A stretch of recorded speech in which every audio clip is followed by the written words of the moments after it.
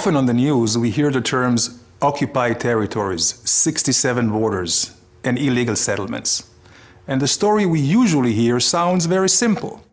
During the Six-Day War, Israel captured the West Bank from the Palestinians, refused the United Nations' demand to retreat, and illegally built settlements. But is that really the case? Let's try to understand the situation a little bit better. We'll start with a simple but extremely important question. From whom did Israel capture the West Bank? From the Palestinians? No. In 1967, there was no Arab nation or state by the name of Palestine. Actually, was there ever? Israel took over the West Bank from Jordan in an act of self-defense, after Jordan joined a war launched by Egypt and Syria to destroy Israel. Oh, by the way, destroying countries is rather illegal. The United Nations back in 1967 rejected repeated Arab and Soviet attempts to declare Israel as the aggressor. Security Council Resolution 242 did not demand a unilateral Israeli withdrawal. Rather, the United Nations called for negotiating a solution which would leave Israel with secure and recognized boundaries. In effect, defensible borders. But wait a second. What was Jordan doing in the West Bank in the first place? What was its legal justification? Well, Jordan had you know what?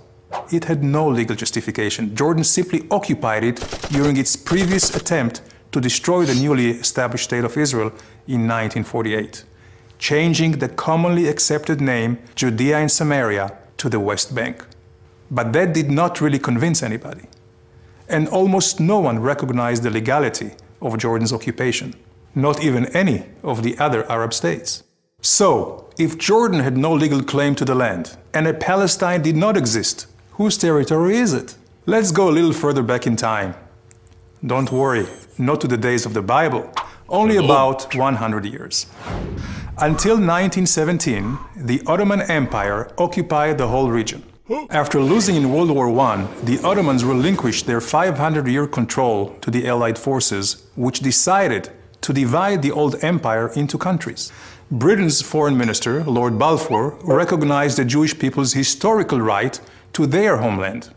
A small area, equivalent to about half of 1% of the Middle East, was designated for this purpose. Britain received a mandate from the League of Nations to promote the establishment of a Jewish homeland. But wait a second, do you realize what happened? The Jewish homeland originally included not only the West Bank, but also the East Bank of the Jordan River. I guess you cannot say the Jewish people have not accepted some painful compromises already.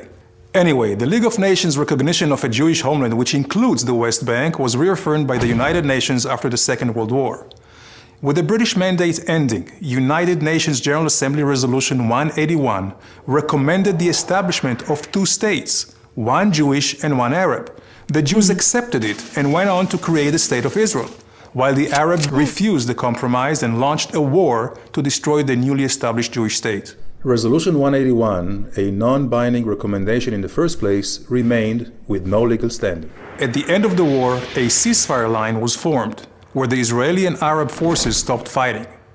At the insistence of the Arab leaders, this line was defined as having no political significance. So, although this line is commonly referred to as the 1967 border, it is not from 1967, and it was never an international border. This is why a more exact legal definition for the West Bank, according to international law, is really the same as in so many other areas where there are or were territorial disputes, but which are not defined as occupied. For example, Zubarah, the Tams Islands, the Western Sahara, amongst many others. They're not considered occupied territories, but rather disputed territories. So, let's return for a moment to our illustration and examine the complete chain of events. Israel's presence in the West Bank is the result of a war of self-defense. The West Bank should not be considered occupied because there was no previous legal sovereign in the area, and therefore, the real definition should be disputed territory. The 1947 partition plan has no current legal standing, while Israel's claim to the land was clearly recognized by the international community during the 20th century. That is why the presence and construction of Israeli settlements in the West Bank should not be considered illegal. These are not just my own opinions. They are based on conclusions made by world-renowned jurists like Professor Eugene Rastow, Justice Arthur Goldberg, and Stephen Schwebel, who headed the International Court of Justice.